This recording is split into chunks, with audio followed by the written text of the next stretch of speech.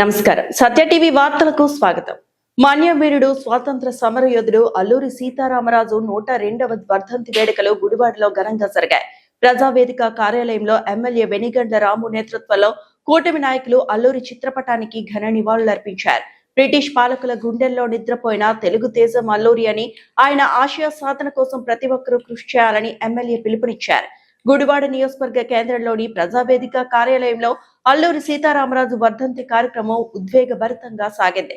MLA Venigandla Ramu, AP state where housing corporation chairman రావి Venkateswararao, Janasena incharge Buragadda Srikanth సహా కూటమి నేతలు అల్లూరి చిత్రపటానికి నివాళులర్పించారు.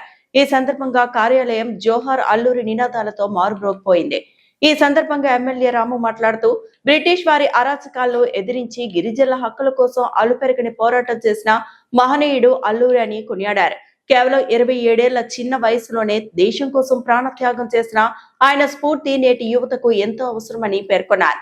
అల్లూరి ఆశయాలకు అనుగుణంగా దేశ సేవలో ప్రతి ఒక్కరూ భాగస్వాములు కావాలని కోరారు.